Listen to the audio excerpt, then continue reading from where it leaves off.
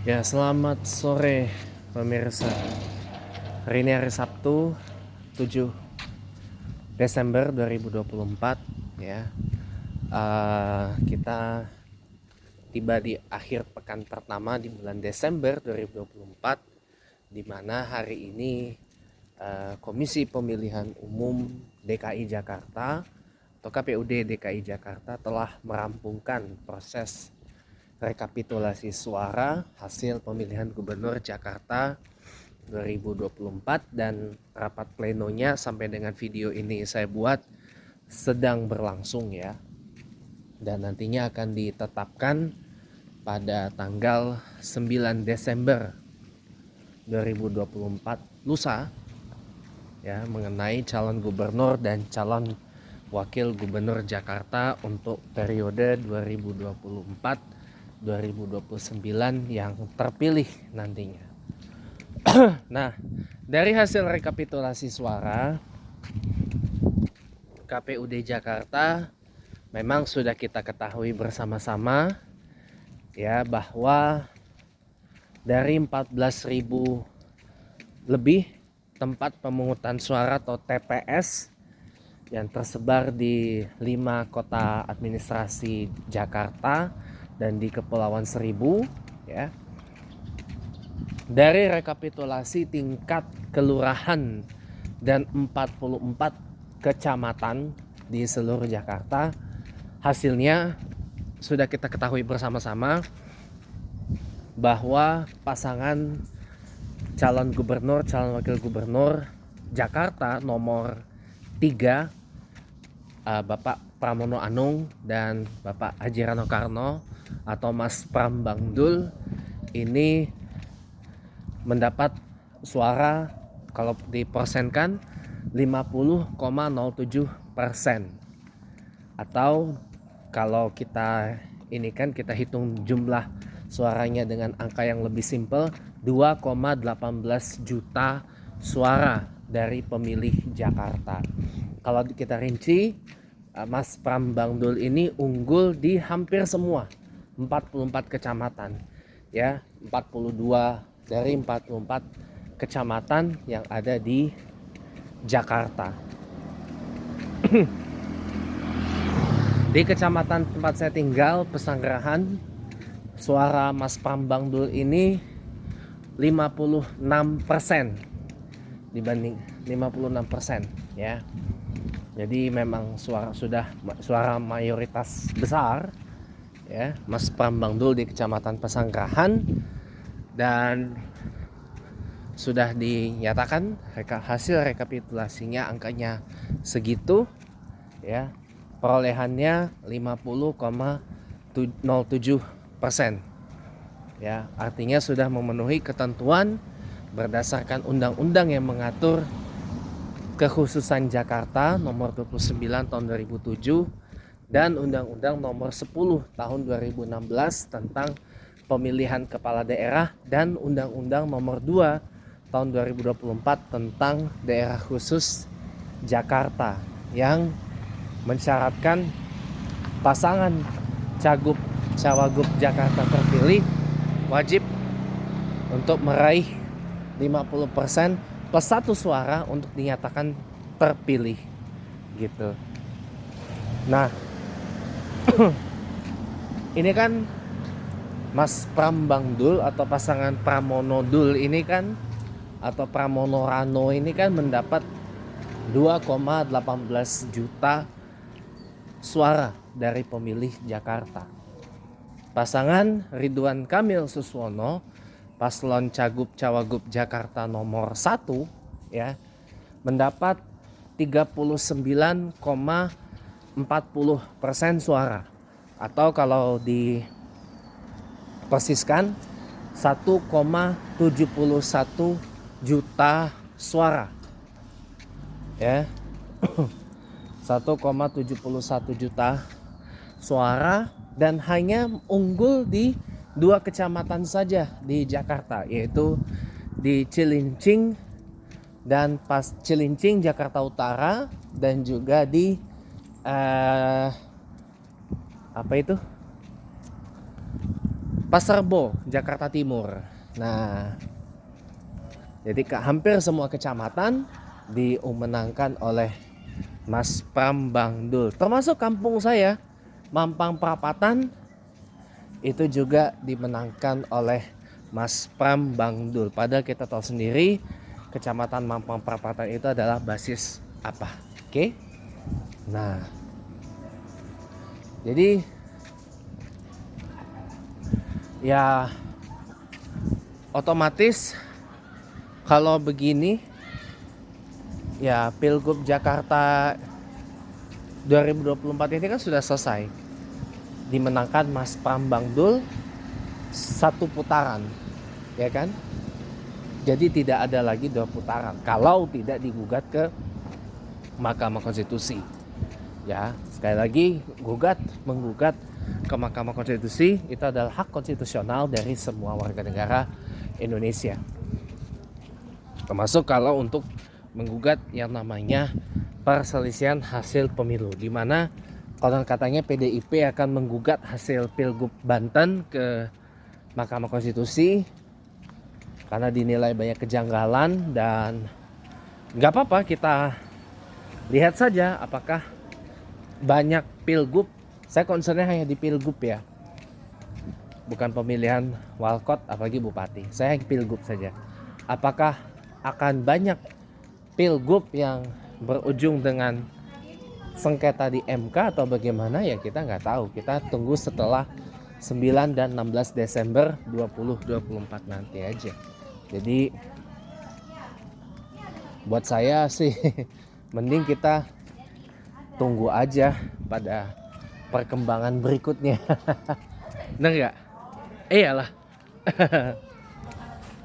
Maka daripada itu kawan-kawan semua, ya tetap kita terus mengawal suara rakyat Jakarta ini gitu loh. Kita kawal suara masyarakat Jakarta agar agar jangan sampai suaranya Mas Pram Bang Dul ini diperteli oleh kubu Jokowi dan Prabowo yang berupaya memaksakan agar Pilgub Jakarta berlangsung 2 putaran gitu. Ya, ini adalah menurut saya permainan yang kotor banget yang dilakukan oleh Jokowi dan Prabowo sih kalau kayak gitu. Tapi overall ya, selamat untuk Bapak Pramono Anung dan Bapak Haji Rano Karno atau Mas Pram Bang Dul atas keterpilihannya sebagai Gubernur dan Wakil Gubernur Jakarta yang telah akan ditetapkan oleh KPUD Jakarta pada Senin besok tanggal 9 Desember 2024 kalau nggak ada halangan dan kalau nggak ada gugatan ke Constitutional Court atau ke Mahkamah Konstitusi. Jadi semoga saja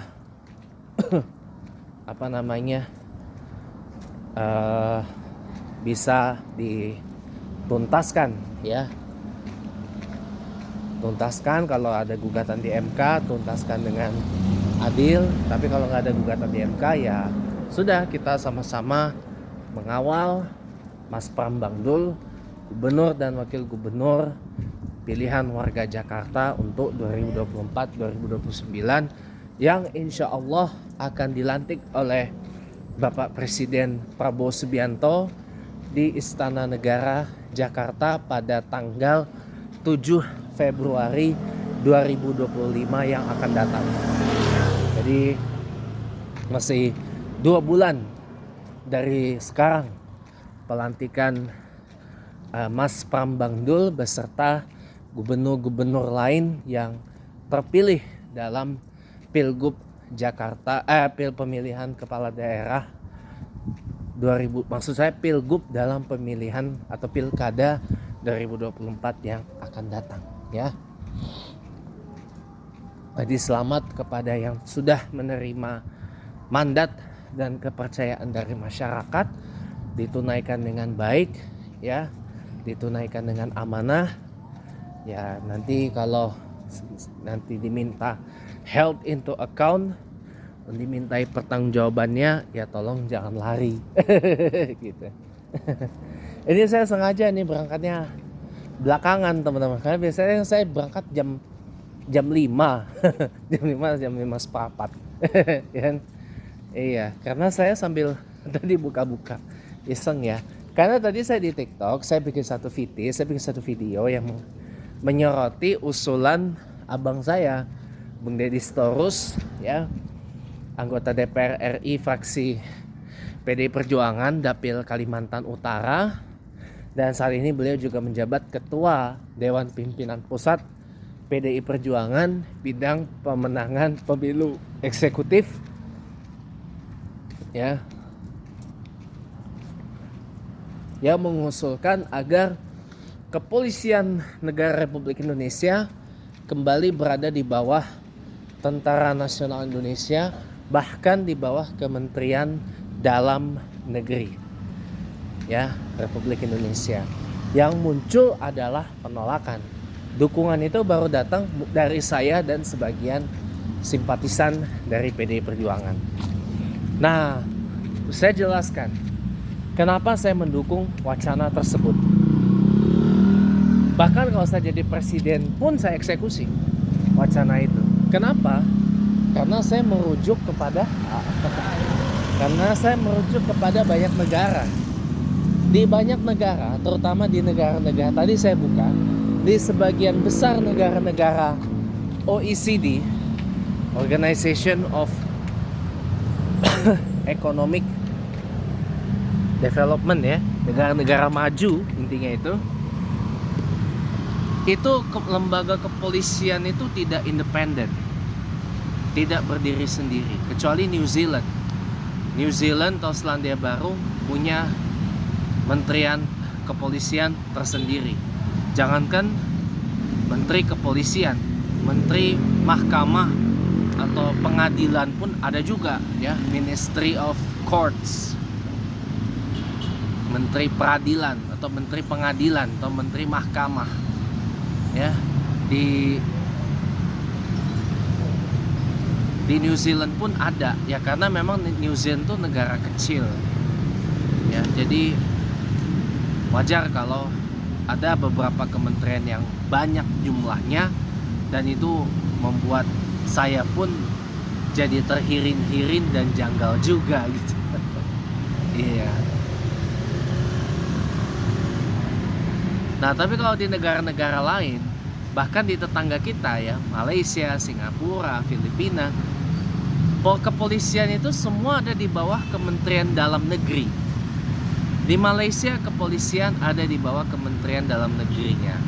Di Filipina di bawah Departemen Dalam Negeri dan Pemerintah Daerah, DILG. Ya. Di Singapura di bawah Kementerian Dalam Negeri juga kepolisian. Sebagian itu di bawah Kementerian Kehakiman atau Ministry of Justice. Contohnya di Belanda, di Norwegia, dan di Amerika Serikat itu polisi di Amerika Serikat berada di bawah Department of Justice, Departemen Kehakiman Amerika Serikat. Ya. Tiongkok dan Jepang, ya, itu polisinya berada di bawah Kementerian Keamanan. Ya, lebih tepat Tiongkok kan punya dua Kementerian Keamanan atau Kemenkamnya. Yang pertama Kementerian Keamanan Publik, yang kedua Kementerian Keamanan Negara, Kamnek. Ya. Kepolisian Tiongkok itu berada di bawah Kementerian Keamanan Publik, Ministry of Public Security. Bukan di bawah Keamanan Negara. Nah, ada nahnya. Kepolisian Jepang itu berada di bawah Kementerian Keamanan juga, tapi namanya bukan kementerian, tapi Komisi Keamanan Publik Nasional atau Komnas Keamanan Publik, Komisi Nasional Keamanan Publik. Tapi jabatan ini adalah jabatan setaraf menteri. Kalau di Indonesia tuh eselon 1, ya, jabatan setaraf menteri, setaraf menteri keamanan, Kementerian Keamanan. Nah, itu di Jepang, teman-teman. Di negara terdamai di dunia, di Iceland, itu juga polisi ada di bawah Kementerian Dalam Negeri. Di UK kampung saya, polisian juga berada di bawah Kementerian Dalam Negeri atau Home Office. Gitu. Jadi usulan dari Bung Deddy Sitorus itu beralasan, ya, dan merujuk kepada negara-negara lain. Nah, Indonesia ini mungkin mungkin satu-satunya negara di dunia yang kepolisian ini tidak berada di bawah, satu dari sekian negara yang kepolisiannya tidak berada di bawah kementerian apapun. Mungkin kita mencontoh Thailand, di bawah kepolisian Thailand itu berada langsung di bawah Perdana Menteri, ya, berada langsung di bawah Perdana Menteri. Tapi bedanya Thailand tidak punya kepala kepolisian negaranya. Jadi kepala kepolisian negara Thailand itu langsung diemban oleh Perdana Menteri. Gitu. Ada sih pejabat setara kepala kepolisiannya ada, tapi kalau komando langsung itu dari Perdana Menteri. Gitu. Jadi kepolisian Thailand ada di bawah Perdana Menteri Thailand.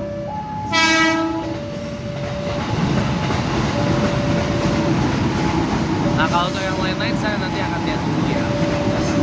Jadi beralasan, kalau kita merujuk kepada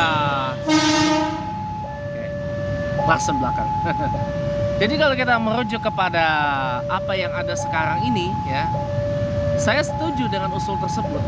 Kenapa? Karena supaya polisi ini tidak terlalu liar. Ini polisi kita dengan polisi Thailand itu sebenarnya 11-12. Gak jauh berbeda, ya. Malah kepolisian Indonesia ini banyak skandal juga. Kita sudah berusaha melakukan reformasi kepolisian, tapi belum berhasil, kan? Memang bertahap.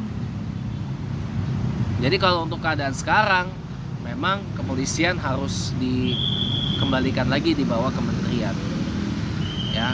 Kalau di bawah TNI, jujur saya kurang setuju, karena nggak ada satu negara yang menaruh polisi itu di bawah armed force atau angkatan bersenjata. Nggak ada. Yang ada di bawah kementerian. Ada yang di bawah Kementerian Dalam Negeri, ada yang di bawah Kementerian Kehakiman atau Ministry of Justice, gitu kan. Malah di Australia, kepolisian itu berada di bawah Kejaksaan Agung, Attorney General, ya. Kepolisian berada di bawah Kejaksaan Agung. Jadi kepala kepolisian Australia itu tanggung jawabnya selain kepada Perdana Menteri juga kepada Jaksa Agung, Attorney General. Nah.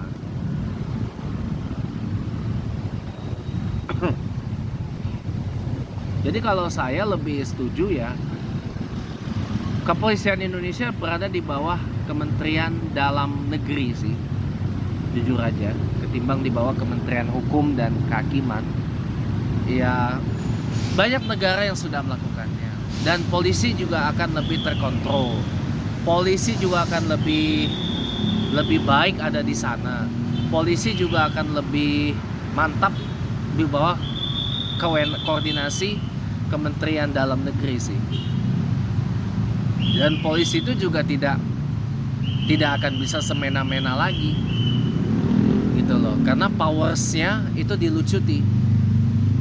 Polisi cuma hanya mengatur lalu lintas, kemudian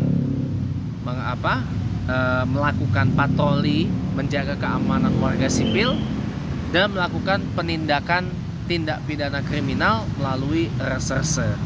Selebihnya nggak sampai ke pengadilan, diselesaikan, diantar ke pengadilan. Kalau untuk penyidikan itu harusnya di bawah kementerian tersendiri atau agensi tersendiri.